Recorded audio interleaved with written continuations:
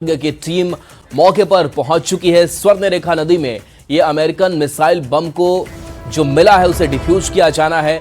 2 kilometre क्षेत्र को seal कर दिया गया है। पहले भी 2 मिसाइल बम को डिफ्यूज किया जा चुका है।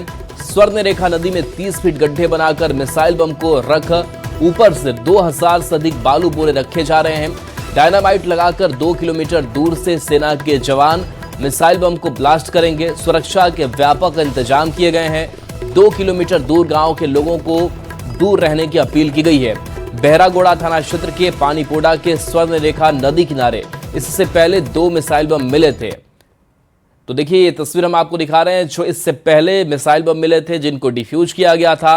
आज भी बड़ी तैयारी कर रखी गई है। सेना के जवानों की मौजूदगी है और जो ये तीसरा बम मिला है इसको आज डिफ्यूज करने की प्रक्रिया पूरी की जाएगी और ऐसे में 2 किलोमीटर के रेडियस में वहां से लोगों को दूर रहने के लिए कहा गया है और कहा गया है कि इस दौरान आप सतर्क रहिए, सावधान रहिए। और एक कई कह सकते हैं कि सवाल भी है कि आखिर ये ऐसे मिसाइल नुमा बम कहां से आ रहे हैं। 1, 2 और अब तीसरा बम भी मिल चुका है जिससे लोगों में दहशत भी थी। हालांकि लगातार प्रशासन की तरफ से लोगों को सतर्क भी किया जाता रहा। आशीष हमारे साथ न्यूज़ 18 संवाददाता फोन लाइन पर। आशीष, जो तीसरा बम मिला है उसको डिफ्यूज करने की क्या तैयारी है? बहरागोड़ा थाना क्षेत्र के पानीपोड़ा जो है स्वर्णरेखा नदी घाट में ये तीसरा मिसाइल बम मिला है और 1 महीने पहले भी 2 मिसाइल बम मिले थे जिसके भारतीय सेना वहां पहुंची थी और उसके बाद जो है कड़ी सुरक्षा के बीच दोनों बम को डिफ्यूज किया गया था। मगर एक बार फिर जो है ये तीसरा मिसाइल बम मिला है और लगभग इसका वजन जो है 227 किलो से ज्यादा वजन इसकी बताई जा रही है और ये जिंदा बम है। हालांकि भारतीय सेना ने पूरी तरह से जो डिस्पोज किया जाएगा इससे पूरी तरह से तैयारी कर ली गई है। नदी के बीचों बीच जो है एक 30 फीट गड्ढा बनाया गया है जिसमें ये मिसाइल बम को रखा गया है और उसके बाद डायनामाइट बम भी उसमें रखे जाएंगे और लगभग 2 किलोमीटर दूर तार बिछाकर भारतीय सेना जो है इस बम को डिफ्यूज करेगी। हालांकि डिफ्यूज के पहले सुरक्षा के जो पुख्ता इंतजाम कर लिए गए हैं। लगभग 2 से 3 किलोमीटर घेरा जो है वो पूरी तरह से सील कर दिया गया है। गाँव के लोगों को दूर भेज दिया गया है और नदी के आसपास किसी को आने जाने की मनाही कर दी गई। मीडिया कर्मियों को भी लगभग बम के जहां से 3 किलोमीटर दूर रखा गया है। तो कहीं ना कहीं पूरी तरह से कुछ ही घंटों के बाद इस बम को डिफ्यूज किया जाएगा। और बता दूं कि लगातार लगभग 3 बम मिसाइल बम यहाँ पर मिल चुके हैं और ये बताया जा रहा है कि द्वितीय विश्व युद्ध में जो है वो यहाँ पर बम गिराया गया था जो बम फट नहीं पाए। नदी में जो पानी रहने के चलते ये बम उसमें घुस गया और उसके बाद जैसे ही पानी जल स्तर कम हो रहा है, बालू निकल रहा है तो कहीं ना कहीं ये मिसाइल बम जो है वो बाहर निकल रहा है। हालांकि 100 साल पुराना ये बम उसके बाद भी आज वो जिंदा है, बारूद है। तो कहीं ना कहीं इसी को देखते हुए किसी तरह कोई चूक ना हो जाए उसको लेकर सुरक्षा के व्यापक इंतजाम किए गए हैं और कुछ देर के बाद जो है भारतीय सेना और जो यहाँ के बम निरोधक टीम है वो पहुंची हुई है। पूरी तरह से सुरक्षा के बीच इस तीसरे बम को भी मिसाइल को डिफ्यूज किया जाएगा। जी चलिए, शुक्रिया इस अपडेट के लिए आपका आशीष। रांची से बड़ी खबर, शाह हनुमान मंदिर के पास गोली चली है। बदमाशों ने भार्गव सिंह को गोली मार दी है। घायल को इलाज के लिए अस्पताल में भर्ती कराया गया है। पुलिस मामले की जांच में जुटी हुई है। पंडरा उपरी क्षेत्र का यह मामला सामने आया है। तो रांची से बड़ी खबर, जहां हनुमान मंदिर के पास गोली चली है। बदमाशों ने भार्गव सिंह को गोली मारी है। घायल को इलाज के लिए भर्ती कराया गया है। ये तस्वीरें भी आपको दिखा रहे हैं इस घटनाक्रम से जुड़ी हुई। पुलिस मामले की अब तफ्तीश करने में जुटी हुई है। पंडरा उपरी क्षेत्र का यह मामला सामने आया है। तो घायल जो इलाज के लिए अस्पताल में भर्ती है, हालांकि किस वजह से इस घटना को अंजाम दिया गया है साफ नहीं हो पाया है। पुलिस मामले की जांच कर रही है। हनुमान मंदिर के पास इस घटना को अंजाम दिया गया जब गोली चली। बदमाशों ने भार्गव सिंह को गोली मारी। अभी भार्गव सिंह इलाजरत हैं। पुलिस मौके पर पहुंची है, पूछताछ कर रही है। आया उधर वहाँ वो प्रसादी लिए लेकर बोला कि पीछे आ ही रहा था। वैसे पीछे से एकदम फट देना। कितना लोग आया था? अच्छा। ओम प्रकाश हमारे साथ फोन लाइन पर है, न्यूज़ 18 संवाददाता। ओम प्रकाश, क्या पूरा मामला सामने आया इस गोलीबारी से जुड़ा हुआ? जी बता दें कि इस गोलीबारी की घटना जैसे ही पुलिस को मिली, पुलिस ने छानबीन शुरू की है। मामले में जो आरोपी है, जिसकी जो बताया गया था पीड़ित के द्वारा ही कि उसके द्वारा ही गोली मारी गई है, उसे गिरफ्तार किया गया है।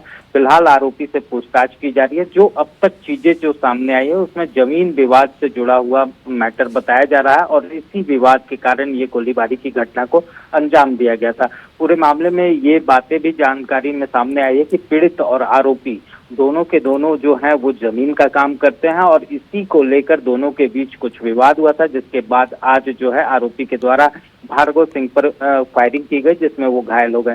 फिलहाल इस पूरे मामले की छानबीन की जा रही है कि आखिर किस तरह का विवाद था और किस तरह की चीजें थी जिस कारण इस तरह की घटना को अंजाम दिया गया। लेकिन जिस तरह से आरोपी के द्वारा इस घटना को अंजाम दिया गया वो कहीं ना कहीं दुस्साहस है और वो लॉ एंड ऑर्डर पर भी सवाल उठाता है। फिलहाल पुलिस ने आरोपी को गिरफ्तार तो कर लिया है और मांझी की तरफ वो भाग रहा था, जिसकी सूचना मिलने के बाद पुलिस के द्वारा आरोपी को गिरफ्तार किया गया है। अब देखना होगा कि इस मामले में और क्या कुछ खुलासे होते हैं और किस तरह से आगे की कार्रवाई होती है। जी शुक्रिया इस अपडेट के लिए। खबर गुमला से, जहां एक बार फिर से स्वास्थ्य व्यवस्था के सारे दावे फेल होते नजर आए।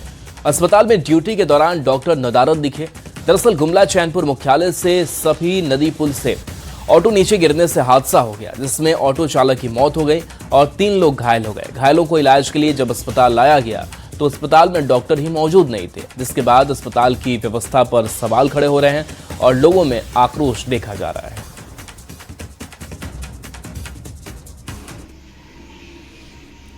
सफी नदी के पास एक ऑटो पलटी थी, उसमें से 3-4 सवारी थे। उसमें से एक जो ऑटो ड्राइवर का स्थिति गंभीर ही ना बोले, उसका डेथ हो चुका था, लेकिन उसका पुष्टि करने के लिए यहाँ पर एक डॉक्टर तक नहीं था। और यहाँ पर अनुमंडल स्तरीय हॉस्पिटल होने के बावजूद यहाँ पर एक डॉक्टर तक नहीं है। एक CHO जो अनट्रेड है, उनके भरोसे इतना बड़ा हॉस्पिटल को छोड़ देते हैं।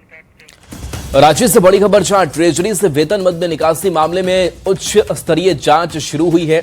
वित्त विभाग से कई अहम दस्तावेज मांगे गए हैं। कई जिलों से जुड़ी हुई रिपोर्ट भी मांगी गई है। सोमवार को कमेटी की पहली बैठक हुई। उत्पाद विभाग के प्रधान सचिव की अध्यक्षता में बैठक में AG कार्यालय के अधिकारी शामिल होंगे। कमेटी के सदस्यों को जांच रिपोर्ट की जानकारी दी जाएगी। AG ने विस्तृत सूचना देने का निर्देश दिया है।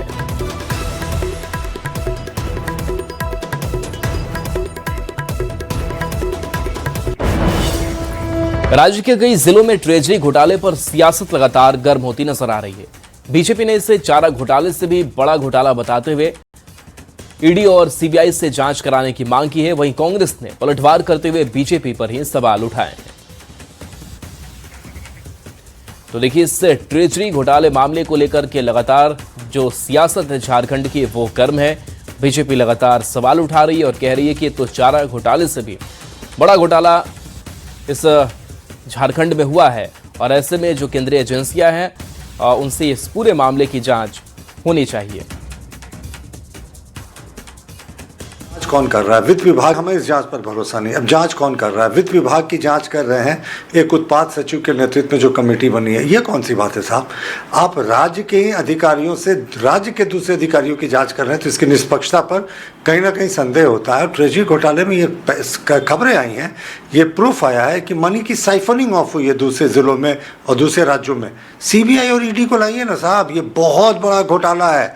मुझे लगता है पशुपालन के बाद ये झारखंड का दूसरा विस्फोटक घोटाला है और इसको केंद्रीय एजेंसी के बिना आप इसका भंडाफोड़ नहीं कर सकते। ट्रेजरी घोटाले में बीजेपी के सारे पाप बाहर आने वाले हैं और जो बार बार बीजेपी केंद्रीय एजेंसियों से जांच की मांग करती है, देश के लोगों का एतबार अब केंद्रीय एजेंसियों की जांच पर नहीं रही है। ये उनको समझने की आवश्यकता है।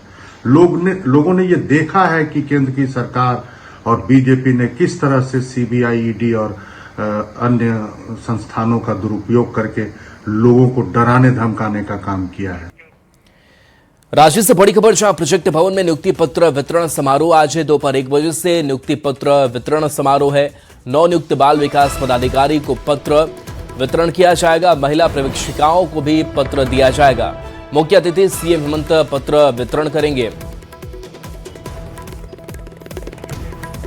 मुख्यमंत्री के इस नियुक्ति पत्र वितरण को लेकर सियासत तेज हो गई है। बीजेपी ने राज्य सरकार पर निशाना साधा है।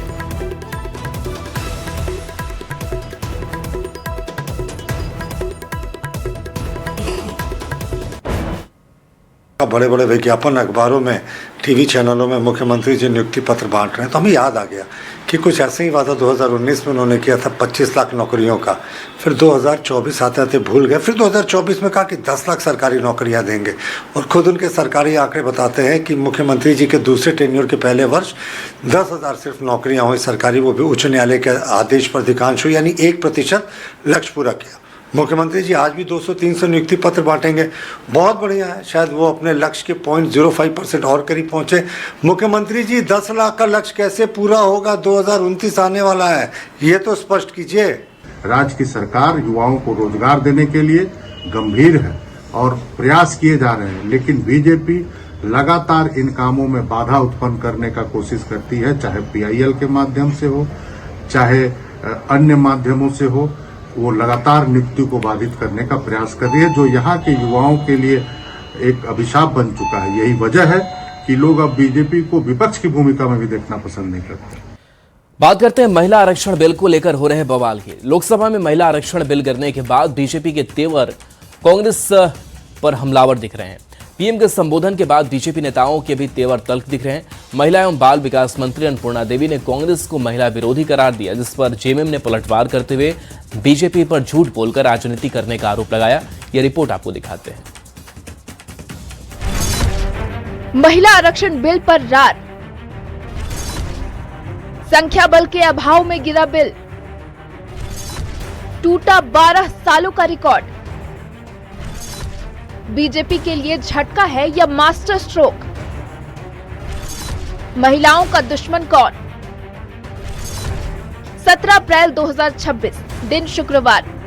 ये वही तारीख है जिस दिन नारी शक्ति वंदन संशोधन अधिनियम लोकसभा में संख्या बल के अभाव में गिर गया। बिल गिरने के बाद पीएम मोदी ने देशवासियों को संबोधित किया और कांग्रेस के साथ पूरे विपक्ष को निशाने पर लिया, जिसके बाद बीजेपी नेता भी आक्रामक रूप में दिख रहे हैं। कभी कैंडल मार्च तो कभी बयान देकर बीजेपी अपना आक्रोश दिखा रही है। इसकी आंच झारखंड तक पहुंच गई है। देवघर में केंद्रीय मंत्री अन्नपूर्णा देवी ने आधी आबादी को उनका अधिकार देने में बाधा डालने का आरोप कांग्रेस पर लगाया। आम महिलाएं जो सुदूरवर्ती ग्रामीण क्षेत्र से आती है, जो पंचायत का प्रतिनिधित्व लगातार की है, वो भी सपना बुन रही थी कि जब 33% आरक्षण होगा तो हमें अवसर मिलेगा। तो उन महिलाओं को जाने से कांग्रेस पार्टी और इंडी गठबंधन ने विरोध किया, उनका मार्ग अवरुद्ध किया है।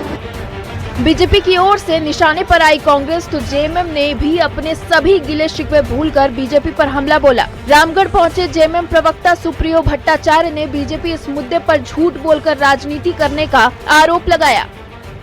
झूठ बोलती है। महिला आरक्षण विधेयक आज भी जिंदा है। 2023 में जो पारित हुआ 106वां संशोधन, वो आज भी जिंदा है। ये गलत बयानी प्रधानमंत्री कर। सदन में नारी शक्ति वंदन विधेयक के पारित न होने पर झारखंड में रविवार को बीजेपी ने मशाल जुलूस निकालकर विरोध जताया। बीजेपी के निशाने पर कांग्रेस के साथ इंडी गठबंधन के नेता रहे। बीजेपी नेताओं ने आरोप लगाया है कि विपक्ष केवल महिला सम्मान की बात करता है, लेकिन संवैधानिक अधिकार देने से कतराता है।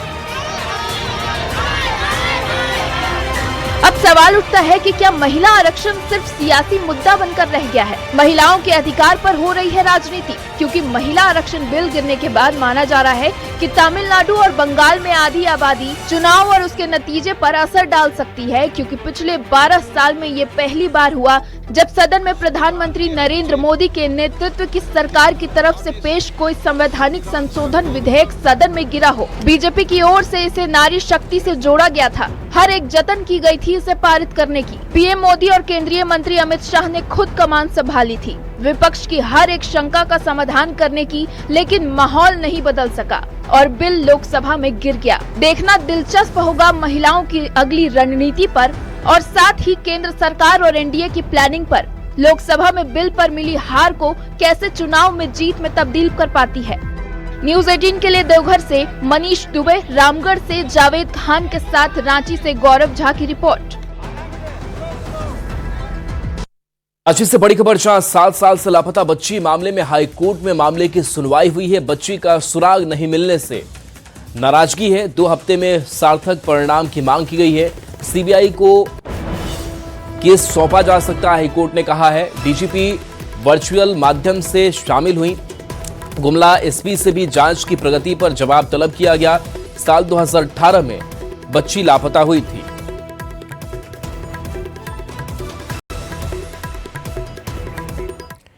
बोकारो में 5.5 साल से लापता नाबालिग का मामला अब सीआईडी को सौंप दिया गया है। 16 अक्टूबर 2020 को घर से ट्यूशन निकली बच्ची लापता हो गई थी। लापता की मां ने बच्ची को ढूंढने के लिए हर प्रयास कर लिया, लेकिन बच्ची नहीं मिली। बोकारो के पिंडराजोरा थाना क्षेत्र में 5.5 साल से लापता नाबालिग की तलाश अब सीआईडी करेगी। सीआईडी पूरे मामले की नए सिरे से जांच शुरू करेगी। मामला सीआईडी को सौंपे जाने से परिवार को फिर से उम्मीद जगी है।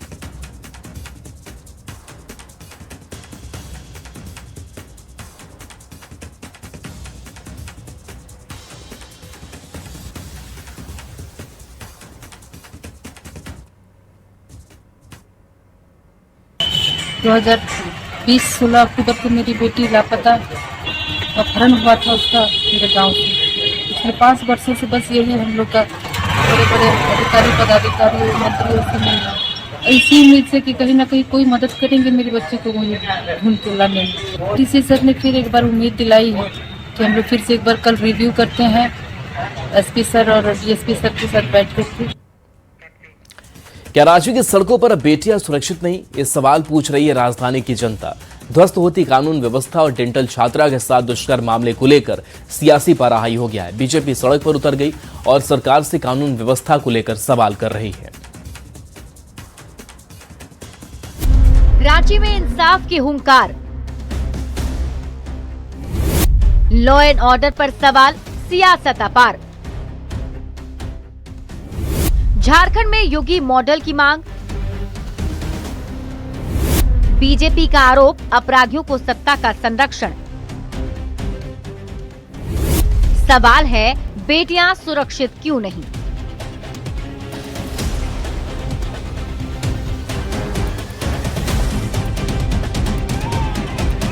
राजधानी रांची की सड़कों पर बीजेपी कार्यकर्ताओं का सैलाब उमड़ पड़ा।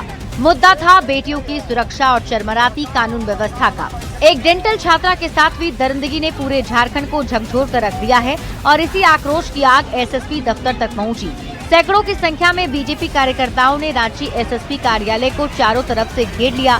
बैरिकेड्स तोड़ने की कोशिश हुई। पुलिस के साथ तीखी झड़प और धक्का मुक्की भी हुई। आप लोग क्या चाहते हैं कि झारखंड की महिला हम लोग अंदर हो जाएं? अगर आप लोग नहीं संभाल सकते तो प्लीज आप गद्दी छोड़िए। बस यही, कल भी यही मांग किए थे, आज भी यही मांग करते हैं। सोचिए, छात्र से लेके 3 वर्ष की बच्ची के साथ ऐसा हादसा होता है, उसके बाद भी इसको आज के डेट में वो पकड़ने और जेल की और बेल की जो राजनीति करते हैं, ये मौका क्यों आता है? उनसे आग्रह नहीं है, आंदोलन अधिकार मांग रही है कि त्वरित फास्ट ट्रैक के द्वारा उनको फांसी की सजा दिया जाए। महिला मोर्चा के कार्यकर्ताओं ने राज्य सरकार और पुलिस प्रशासन के खिलाफ जमकर नारेबाजी की। घेराव कार्यक्रम में हटिया से बीजेपी विधायक नवीन जायसवाल भी शामिल हुए।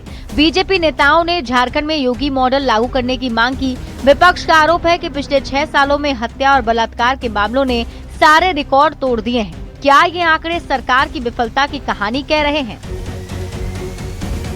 2 दिन पहले 3 साल की बच्ची के साथ जो घटना घटी और एक समाज के लोग हिंदू लड़कियों को टारगेट कर उसका इस तरह से बलात्कार की कोशिश करना, बलात्कार करना और पुलिस केवल अरेस्ट करके जेल भेजकर कोरम पूरा कर रही है। अब झारखंड में योगी मॉडल की जरूरत है। आज हम लोग एसएसपी कार्यालय का घेराव किए क्योंकि झारखंड सरकार ये सरकार चला नहीं पा रही है। हम लोग त्रस्त हो चुके हैं उनसे।